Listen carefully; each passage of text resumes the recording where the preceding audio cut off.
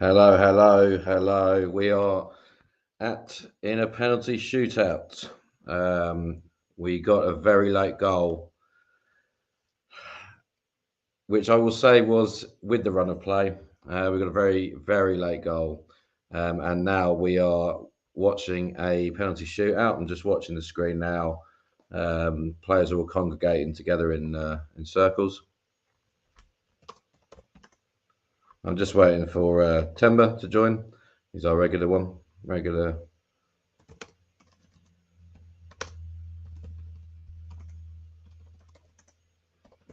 And yeah, just it was a funny old match, to be honest. A funny old match. We played very well throughout. Um, we were we conceded a very stupid goal, to be honest. But I'm sure my colleague here, Tim, will have much more. Just 1 second, sorry, mate. No worries. Yeah, overall viewers, it was. We're just waiting for the penalty shootout. We're in a situation now where we have the players congregating in the middle of the pitch. There'll be probably a 5 or 10 minute sort of relapse here where they will pick their players, and we're just watching it live at the moment. Tell me, you online? Yep, I'm here. Yeah. What did you think of the ending to that? God, that was a hell of an ending, wasn't it? Yeah, that was atrocious. I think. I mean, the whole game was atrocious in terms of us in the final third, but I was pretty happy the fact that we scored. Again, both goals I think epitomise, um, just how poor both teams have been in the box. I mean, Newcastle have been very good defensively, but they haven't done a lot going forward. Whereas we've been good defensively, haven't done a lot going forward either. Although we've had most of the possession, I think. Yeah, like I say, I predicted a 1-1 anyway. I thought this would go to penalty shootout. So let's see what happens here. Yeah. So on my Sky Sports footage, we're currently watching Everton. Um, I think so Fulham have won on the penalty shootout, 7-6. So I'm just Seven watching. six There's at a the moment. 7-6 on the. Yeah, they've no. I think they've won on the 7-6. It looks like on a penalty shootout. Um, so they will be going through. So fingers crossed. This could be a West London derby. Oh Um, yeah, yeah. you This know, this would be. as a semi-final. Obviously, we don't know who we're going to draw at the moment, but and just again, just commentating here. So we've got the Newcastle players in a bit of a huddle. They look pretty motivated, I'll be honest, and Chelsea players are kind of split up in the middle. Petrovic is just cleaning his gloves, ready to go for it. Yeah, it looks like it's going to be down at the shed end where the Newcastle fans are. Yeah, yeah. I think that Newcastle just won the coin toss. It's just who's going first now. Okay. Yeah, I'll just keep quiet because you're a bit behind. Are you behind? Am I behind? Okay. Yeah, yeah. Do you want to? Yeah, I'll, you can take over. I'll yeah. yeah, it's just looking like Petrovic is going to be. Was it Dubravka first? I'm not sure. Yeah, I'll keep quiet for Charlie to catch up as well. But it looks No, like no, you go for it. You go for it. I think our viewers want to know first. Who's what's going on. So, yeah, if you want to commentate. nah. I think I'll be a bit too nervous. I just want to. Yeah, it looks like Cole Palmer's going to be our first penalty taker. Okay. We'll see what comes from it. How Do you reckon confident are you, Tim? I don't know. I haven't seen a lot of these penalty takers, so it'll be interesting to see where how good their ball striking ability is. I know Cole Palmer's been good for us, so I'll be pretty confident he puts one away. But like I say, just another character who shows up on the night. Yeah, we'll just see that first penalty go in and see Yeah. if Cole Palmer puts it away. And I haven't seen Petrovic much either, so it'll be interesting to see how he does from a keeper's perspective. And with no VAR, I wonder how much the encroachment rule is going to be sort of enforced. Yep. Yeah, it looks like Callum Wilson's just about to go up now as well. Okay. Tim, do you want to? You're ahead of me, so I think if you take over in the commentary, or Okay, right. yeah, So first penalty, Palmer scored. Cole Palmer scored. Yep. Now it's just Callum Wilson stepping up, and he's put that top corner. He's put that top corner. Great penalty, to be fair. I So, can't criticise that. so 1-1 Yeah. at the moment on penalties. Yeah, 1-1 at the moment, and it's Gallagher up next. Gallagher. Now that's an interesting one. Yeah, I wouldn't have expected him to be the second one. He looks a bit nervous as he's stepping up. I hope it doesn't affect him too much, but obviously penalties are almost a lottery draw, so it is sometimes luck and nerves, but he doesn't look the most confident from what I've seen. Ooh. Oh, what an excellent penalty. Top corner, Yeah, top left top corner. Yeah, Gallagher. Brilliant. yeah, 2-1. Wow. He surprised me with that one. I've never seen him take a penalty before. This is so we're looking okay. Who's next up for Newcastle? And it's Trippier now. Again, famously doesn't do well against Chelsea, so hoping he's very good from a dead ball set situation. piece, though. Yeah, that's the Yeah. problem. Yeah, that's the big problem. But like I say, he normally has bad luck when he comes up against Chelsea. So I'm hoping this is another one of those moments. Let's see. Is he gonna put it in? Or and he's missed. Yes, come on, Chelsea, come on. How did it go? He's put it wide of the left-hand side of the post. Unbelievable. Told you, mate. Yeah, he's always the one. I have to rely on you. Believe it or not, I subscribe to Sky, but yeah, I'm watching it on Sky Go, and it's about a minute or two behind. So we're relying on Tem today with his Sky to watch it as live as we can. So we're 2-1 up. We've got who have we got coming up now to take? Now it's Christopher Nkunku on the spot already. Nkunku, sorry, already. Okay. Yeah, so nervous one. Oh, he's got quite a long run up.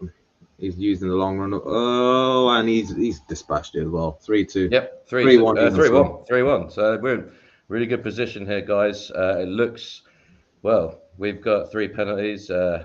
Newcastle missed one. Missed one, and who's running up now for Newcastle, or should I say walking up? It's just showing at the moment. Who does it look like at the moment? It looks like it is. I can't see the number. Guimaraes, I think. Yep, Guimaraes is about to take for Newcastle. I expect him to score, but yeah, confident player. I hope Petrovic pulls out a big one here. He's also taking a bit of a long run up. Oh, he's stuttering. Oh, excellent penalty. Excellent penalty. 3-2. So 3-2 now. Yeah. So we've bit of pressure on the next taker. Obviously, we don't want to get into a sudden death situation. Obviously, if whoever is stepping up next, it puts us into our hands, which is what we want. Who's walking up, Tim? So next penalty taker is at the moment. Let's see. It's looking like it's Mudryk. Okay, Mudryk. Okay. Okay, I'm a bit worried about this one, to be honest. Yeah. What an excellent penalty. Yeah, brilliant. Yeah, 4-2. Excellent. 4-2. Yeah. 4-2. And obviously, if they miss this one, we're home and dry, aren't we? Yep. So now it just needs to be a scorer from the Newcastle need to score this, otherwise they're out. So it's Matt Yeah. Ritchie for Newcastle. He's just about to take the penalty. Let me just see what happens here. Oh, what a save from Petrovic. It's Chelsea. over. It's over. It's over. We're through. Come Yeah. on. That's it. And there you go. I mean, that was. You know, I mean, we deserve the victory. I think overall, I think most people one step watching that beyond's match going to come would. out now. One step beyond has to come out now, and there'll be big parties around the Fulham Road tonight, I'm sure. Oh yeah, the bridge is rocking. You can see it. Yeah, I mean, I think overall we deserve that victory. Jesus, camera shaking and everything. Yeah. A little bit embarrassing, but I suppose the fans needed that today. We needed a bit of good luck, and I'm not sure when the draw is, but it will definitely be good for us to get a big team in the last four. It wouldn't. It'll be probably after the Liverpool West Ham tomorrow. They usually do it live on Sky Sports, but I mean that was. I mean, God, I mean we looked dead and buried, didn't we, Tem? I mean, like Faizan's just said here, we've done it, and that's the main thing, I suppose. Getting through that tie, because we were the dominant team most of that game. I think, Petrovic as well. He deserves it. He's been very patient, waiting for his chance, and he hasn't put a foot wrong so far. He's stepped in, and I think for Pochettino as well. He's been so much under pressure so far. So it's great that we got the win. I think this is a big win for us going forward, and maybe it forces us to think about actually going to win it now.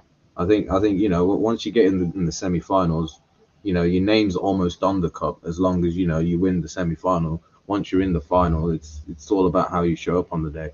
And I think tonight we were excellent. We were horrible in the box, but we were excellent everywhere else. And the persistence, I suppose, showed that we can get there in the end if we try hard enough. Yeah, I mean, I wouldn't say it's as much of a. Is it a statement victory? I suppose that's what a lot of people will say. Is it a statement victory? Is it one of those matches where you look at that in years to come and you go that's the moment that we turned the corner? I don't know. Do you think so? Because I think we've been dominant a lot of these sort of matches recently, and we've had bad luck, and this was the one where the luck just fell our way right in the last minute. And seemed to go pretty well. What do you think, Tim? Do you think it's a statement victory? Do you think it's a turning point? I mean, we've said this a lot of the time this season, but what do you think? Yeah, I think it's not a statement yet until we win something. I think we've seen with Pochettino, obviously, and Chelsea so far, we kind of fell short in the last few years. So I think to get over that line, get these players actually to believe in this project, and the manager to sort of show the owners why we should keep him, because I personally don't think that all the players have bought into his style of play. Maybe not the owners have bought into everything Pochettino wants, and I suppose when you bring success somewhere, someone's going to want you even more. So it's all about trying to just get that success at the moment, and yeah, so hopefully this is a stepping stone. But how many times have we said that this season? We keep saying after one win, we're going to go into the next one and hopefully build confidence. But the next thing you know, we lose the next game. So it's all about just keeping momentum up from tonight, I think. And what do you think about the teams that have gone through tonight? So we've got Fulham. I mean, I'll be honest. I'd rather play Fulham than Everton. Middlesbrough. I mean, this is Middlesbrough. Oh. They're through to the semis. They beat Port Vale 3-0. And tomorrow there's Liverpool versus West Ham, which is obviously the sort of the big one, if you like. But I don't fear any of the teams who've gone through tonight. I don't fear Fulham or Middlesbrough. I think we've got a fairly good chance against those guys. And to be fair, Liverpool, we always turn up. I don't really fear them either. I mean, we have got a chance here. Even in this bad season, we have got a chance.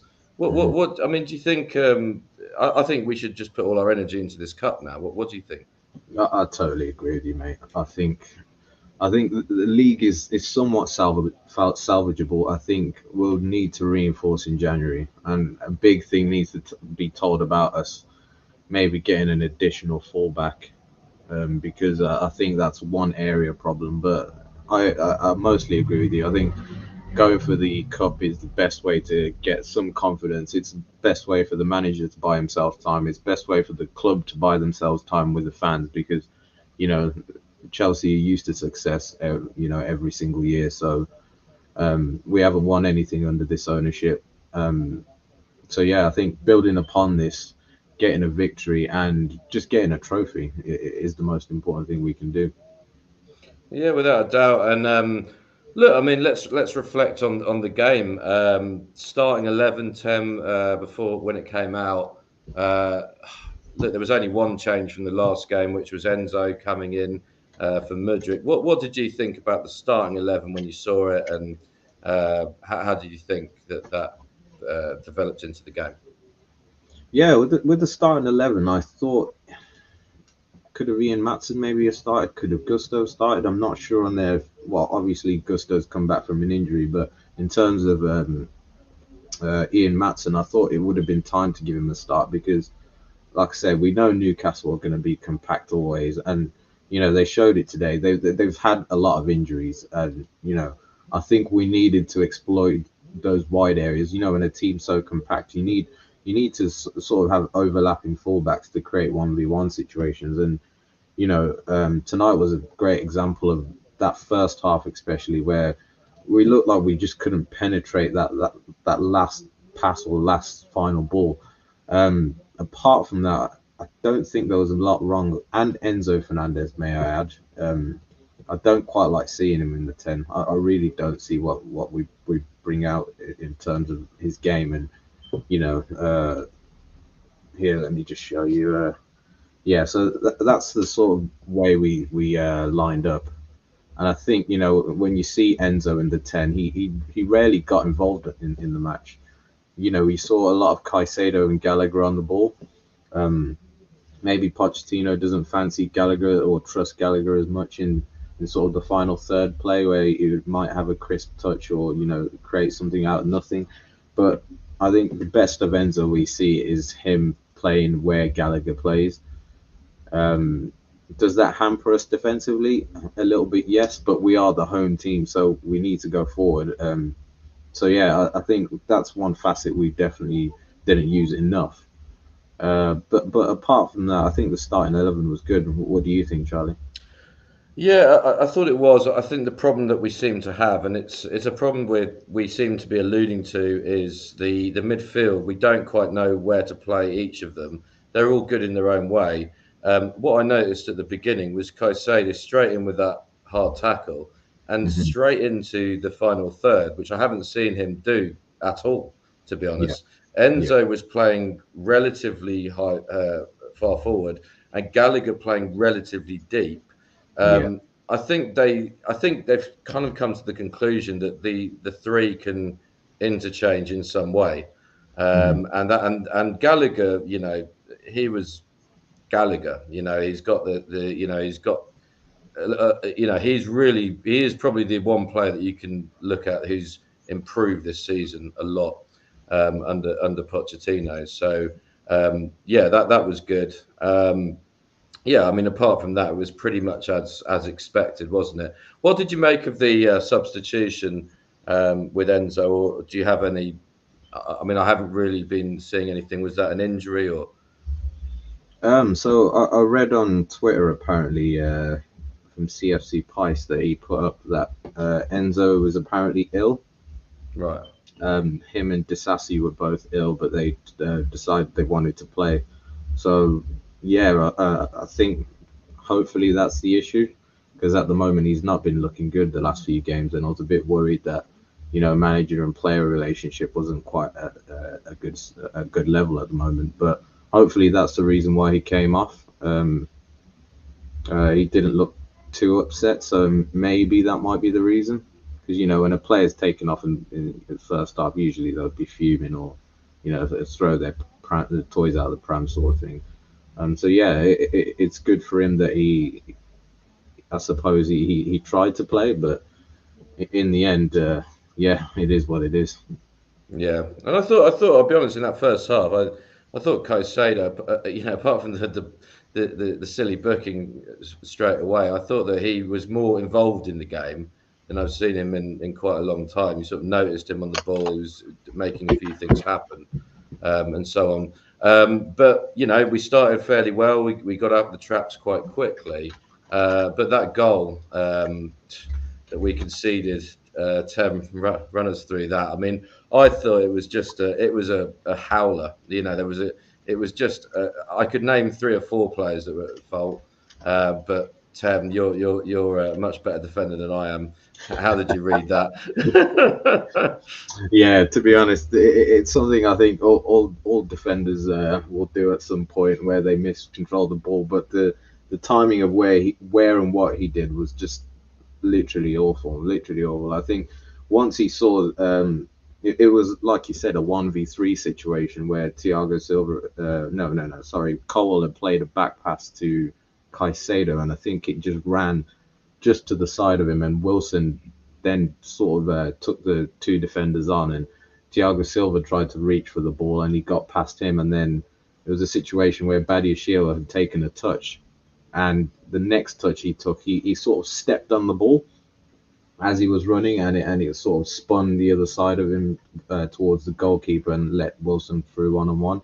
I think at that position, most modern day centre backs are told to bring that ball out or make sure you keep the ball rather than clear it or lose possession from a situation like that. I think it was a little bit unfortunate, but at the same time he looked a bit shaky after. I think that mistake really hampered him, because you saw, I think he 20 minutes later he made a similar mistake where he passed it straight to a Newcastle player, almost putting him through on goal. So yeah, like you say, it was a crazy moment. What did you think of it? Yeah, I mean, I think the first thing you look at is the pass from Colwell. I think that was. I think Caicedo had a right to ask for the pass. From what I could see, I couldn't see many people around him, but it was just the pass was put Caicedo. He was really overstretching for that ball, and then obviously the result of that. I mean, there was. I'm looking at it back now. There was, yeah. It was almost 1-on-3. I mean, it's pathetic actually. It's because Callum Wilson had nowhere to go. It was obvious he was going to have to run into them. He had absolutely nowhere to go. There was nothing either side. Both the other Newcastle forward line were way behind, 10 meters behind or so, and it was pathetic. They should have seen that one coming. Yeah, I mean, it was just a complete howler. But yeah, stats, Tim, the big stats, man. Yeah. How we look in first half or so? Yeah, like I say, you see here, it kind of shows you how terrible both teams were in the box. I mean, here we've got the attacking stats of, Mudryk had a 0.06 chance of an XG, and Callum Wilson had a 50% chance of scoring here. Apart from that, we really didn't have anything during the game. I think Sterling had a shot on target, but overall there weren't many shots, especially in that first half.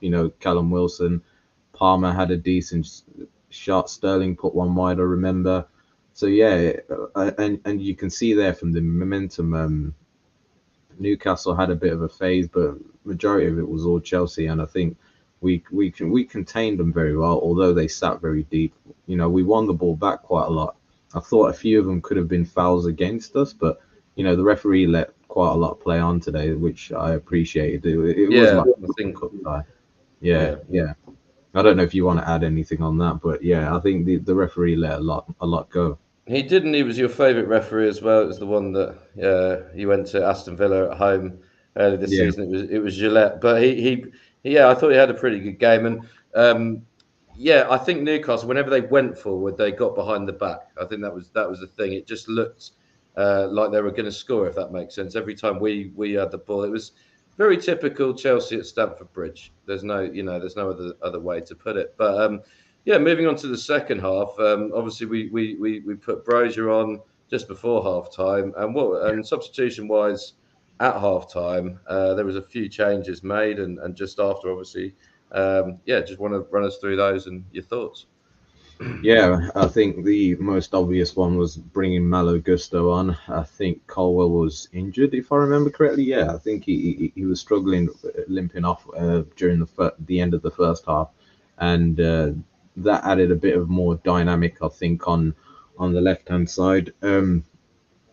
If I remember correctly as well, Jackson went out to the left wing. Sterling sort of picked up the right wing, and then Palmer was in the 10.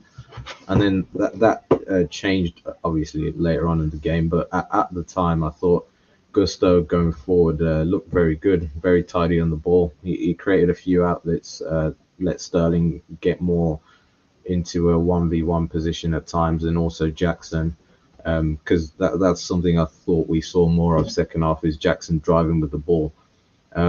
I was a little bit disappointed with Brozier because there was a few occasions where he was just slightly offside, slightly off the mark.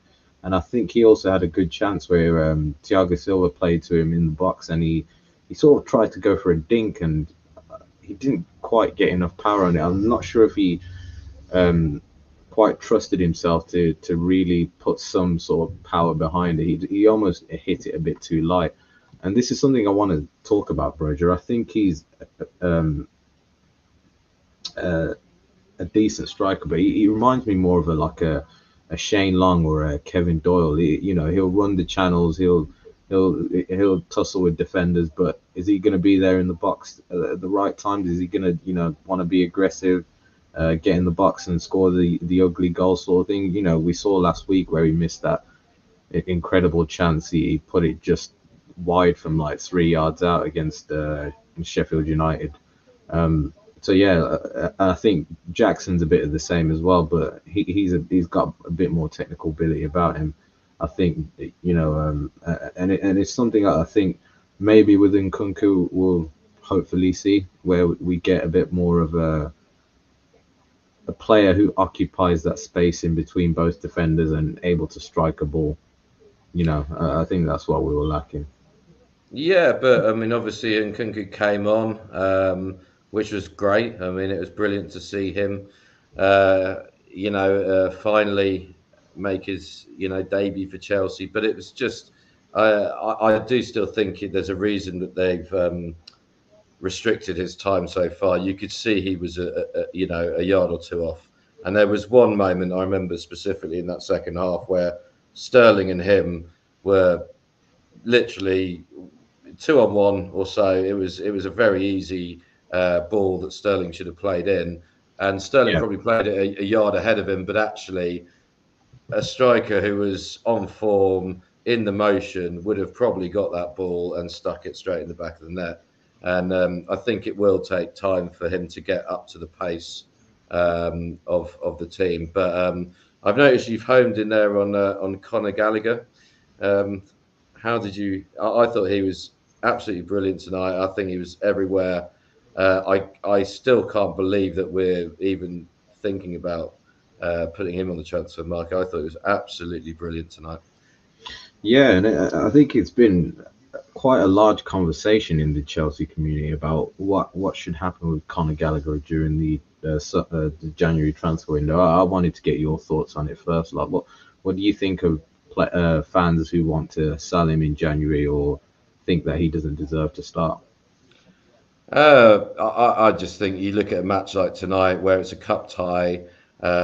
You need and a leader. He is a leader. Actually, he's become a leader this season.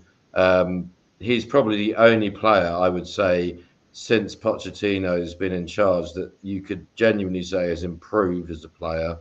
And I think he's not that far off. I still don't think he's the finished product. There's no doubt about that, but he's not far off. And he's got the desire that we need. I think that's the key. Silva's got the desire, but Silva's probably not going to be around for much longer. These sort of players are worth their weight in gold. I really believe that. And I think, especially consistency, the fact that he doesn't get injured too much, and these sort of things, and the fact that he can put a tackle in. Yes, okay, he got sent off in the, if you like, the reverse fixture the other week. Not the reverse fixture, actually, it was another fixture. But yeah, like this is the. Do you see what I'm trying to say? I think he's certainly one to keep. Yeah. What about you, Tim? What do you reckon? No, I completely fully agree with you. I think we've got to keep him. I know people mention about Lavia coming back and maybe Gallagher not getting a lot of play time, so that is a contentious thought. But I think for the remainder of the season, at least, he's got to stay. In the summer, it can be a situation where maybe it will be revisited. Does Lavia, live up to the hype? We paid 65 million for him. We've got Caicedo and Enzo as well. What happens with them? So he almost has to do extra work to even get in the starting 11 due to the fact that we've got Gallagher for free. So, and he is a sellable asset. So in that sense, his name could be on the chopping block in January if we're looking to buy Osimhen, if we're looking to bring in another midfielder or another defender. But yeah, I think he in the remainder of the time we might as well keep him at least till the summer. See if he can assess the situation himself. If he doesn't feel like he's getting enough game time, he can leave. But so far, I think you have to say he's probably been our player of the season so far. And I know a lot of people say we're in 10th, but what does that say about everyone else? Yeah. You know, Yeah, and the thing is, you can, we can harp on about this. Oh, Gallagher's from the academy, and therefore, it makes X amount. We shouldn't be in this position to begin with. We're in this position because we've bought badly. Basically, we've overspent on players who, frankly, aren't worth what they are, what we've paid for them. They're still good players. They're still better than they should be, and they can still win this trophy. I really believe that, but I don't think they're worth the money that we've paid for them. And of course, it's if you have to have a toss up between Enzo and Gallagher, you will always choose Enzo purely because of his price tag. yeah, Nothing to do with his form, even though Gallagher's probably on better form. But yeah, I mean, going up to the end of the second half, I mean, we were all, uh, thinking this is it again, Chelsea again, and then there he comes, Mihailo Mudryk with another, crucial goal. He seems to be the Kai Havertz of this season almost. He seems to be able to come up from nowhere when it really matters. Did you even see the goal, or were you too busy crying in getting ready for this podcast? no. I saw the goal. I almost didn't believe it had gone in because in my mind, I almost remembered that. I almost forgot, sorry, that there was no VAR. I was waiting for the moment to celebrate. I was just like, oh no, is it going to be ruled off for offside? Is there a handball? Is there, something is there a foul or something? So I didn't almost celebrate for like a good 30 seconds. Then I was like, oh yeah, there's no VAR, and that moment, the euphoria is almost already gone. So it was kind of like a little fist pump, like, come on. But I think a silly goal from a Newcastle perspective. Although Mudryk he actually sort of did the wrong action, if you know what I mean. He didn't attack that box, and he gave Trippier so much time that Trippier made the mistake. Any left winger, and I think Sterling's the most notorious one. That space between Trippier and I think it was Dan Burn. Sterling normally for Man City, you'd see him in that area finishing those chances. As that ball came in, I think it was only Nkunku in the box and Mudryk was miles out. And then all of a sudden you see, Trippier try header it back to Dubravka and Mudryk just comes quickly across and snaps at it. So I hope like a situation like that, Pochettino sort of coaches and tells him, attack that box. You need to be in that space between fullback and centre back, especially when balls are played in. Because I've always had this gripe about Chelsea: we don't attack the box enough in terms of numbers, and I don't know if that's just a manager thing. It must be a manager thing, but. When you're playing balls in the box in the air, especially, or just to the back post, you need numbers in there. you can't have 2 versus 5 in the box. We saw it with, like I always say, with Liverpool. They always used to attack the box with 4 or 5 players. They weren't the tallest team. They had Salah, Mane, Firmino, all roughly about 5'11", 6 foot, 5'8", 5'9", around that height. But the fact that you've got so many bodies in there will help you get the goal. And I think it's something we need to adopt as well, because we'll struggle to break teams down like this. You need to, attack in numbers. So yeah, I think that's what I'll say. Yeah, and I think the fact that it relied on mistake. I mean, don't get me wrong, Newcastle they're no mugs. This is a good team, well set up team who played essentially a full starting 11, um, and they were obviously very compact and so on, and they had a game plan. Their game plan was nick a goal and sit on it. Basically, that's basically what they did. At half time, I'm sure Eddie Howe was saying to them, "Look, we've 1-0 up. All we have to do is sit on it. Chelsea won't score." And it's one of these things. It's this 1%, isn't it? Sometimes it's that 1%. If you can just do that extra run, that extra stride, that extra something, and that's exactly what Mudryk did there. Just take a risk, take a gamble, do something a little bit out of the industry standard, if you like. Yeah, I think It that's a comes off. perfect thing. That's what it is.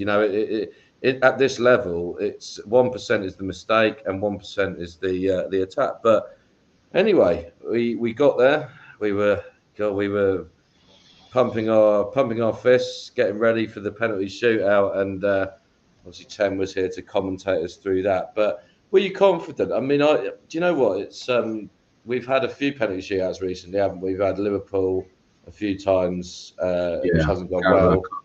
Yeah, Carabao Cup, FA Cup final. We've had, I think it was Aston Villa in this competition last year or the year before. Reece James scored the last one. Might have been yeah. Aston Villa or someone like that. 5-4, something like that. We've had a few of them. We've sort of been, I would say we're very 50-50 at Mm. penalties, but we're and Cole Palmer again, straight up. I'm the man.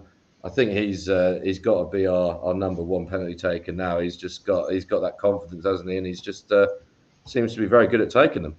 Yeah. And like you say, I think it was a thing of just being confident on the penalty spot, and I think it helps with the keepers having to stay on the line. I think uh, with that enforcement, that encroachment rule, it helps almost the attackers to pick their spot. And as long as you don't suck under the pressure, it's all about how far can you put it in that corner so the keeper has no chance to get it. And I think all of our players did that well. Cole Palmer, like you say, stepped up with the first one, very good penalty. Wilson then for Newcastle, another good penalty. Gallagher was the one I haven't seen him take a penalty. I was really surprised about that. I think he took a very excellent penalty. I don't know if you were watching as well. Yeah, I've seen it, but Yeah, yeah, I mean, again, yeah, I mean, he's a man of it's all about confidence, isn't it? I mean, Mudryk, I said as soon as he walked, I went, oh, don't know about this one. Oh, I don't know because it's very hit and miss. But I Mm. suppose it's a bit like. Do you remember when Havertz took a penalty for Arsenal when he had that pressure? When I can't remember, someone gave it to him and they said, "Right, here it is, your first goal for Arsenal." And you go, "This Yeah. is going to go two ways. He's either never going to score for Arsenal again, Mm. or he'll." And he has, hasn't he? Since then, he's gone on a run, unfortunately. But Mudryk, that was again, and we didn't even need a fifth taker. Mm. Um, Mm. yeah, I think it was solid penalties. Well, it can't be any better, can it? We scored every single one. We had a save, and Trippier did what Trippier did. But yeah, I mean, I'm pretty psyched, to be honest, going into the semis now, and it's a two-legged semis, isn't it? Still, I'm I thinking. believe so. Yeah, I think so. I believe so. So yeah, let's hope we. I mean, it doesn't matter who you get at this stage; it's still a cup tie. But I would like to have. I'll be honest with you. I'd rather have if Liverpool are going to win, I'd rather have Liverpool in the semis than in the final. rather walk into the final with a bit of confidence. Yeah, I think I understand what you mean. I That think makes sense. I share the same sentiment. If we're good enough to beat Liverpool, I think I understand where you're getting at Yeah, because I because think it's they're the either hottest team. Yeah, it's either Middlesbrough, Fulham, or obviously tomorrow Liverpool and West Ham. Obviously West Ham, fair enough, but I think Liverpool at home should overcome them. But anyway, we've had quite a few new viewers today, and we really appreciate that. So, look, anyone who's new to the channel, please do subscribe. We will be going soon. We're just going to very quickly preview the match on Sunday, on Christmas Eve. Wolves, which is actually quite local for both of us, we're hoping to go to the match Christmas Eve, 1 in the afternoon. Back to the league. Obviously, we're 10th in the league off the back of 3 points for once. Tim, how do you see this one playing out? hard game to analyze to preview, I suppose. I think Wolves are very decent at home. They've been very decent this season, and especially going forward, they've been very very good. So I think it's another game. I think we just need to show up, sort of thing, not do what we did last season, because I think they scored quite early on, and our confidence was pretty much killed. So again, just don't concede early. Don't concede. Try keep a clean sheet. If we need to play for a 0-0, just play for a 0-0, because I don't think we're at that stage at the moment where we can afford to be dropping too many points, especially like when you go to these sort of teams away. I don't mind us dropping 2 points. I know that sounds silly, but we've got to solidify ourselves defensively first. You saw Man United fans celebrating a 0-0 like they've won the league, but it's also showing like there is some sort of form there and togetherness of how to defend well as a team, and I think that's something we need to get back. We've been very good in possession, but not very good in defensive action phases, and I think that's the difference of what I'd like to see Sunday. What about you, Charlie? Yeah, no, I agree. I was at the fixture last season, unfortunately. Frank Lampard's first game in charge after the Potter sacking. I got very excited about the game, but unfortunately, I went with Tom, our regular contributor here, and we lost 1-0, unfortunately. But um, I suppose it's one of these matches, isn't it? Well, look, I mean, who knows what we're going to do this season? I think we've all accepted as Chelsea fans that we're going to be at the very most top 8, I would say, top 7 at the very most. Is this a match that we have to win to get there? Like Tem says, probably not. Is it a match that we can afford to lose? Probably not. So you would kind of take a draw at the moment. And that's not being sort of negative, but I would sort of take a draw. But obviously, look, Christmas is coming up, and there's nothing like seeing Chelsea win away. And I think I'll leave it on that. But Tem, let's get your predictions for Sunday, for Christmas Eve, Chelsea Wolves versus Chelsea at the Molineux. I will go for a 1-1. Do you know what? I'm gonna agree with you there, and we'll call it a draw, and we'll have a penalty shootout on the next podcast, and hopefully I will be the benefactor of a semi-final place in the Carabao Cup. Guys, it's been a really pleasure speaking to you all. Thanks everyone who's our new people who've been tuning in tonight, and obviously subscribe.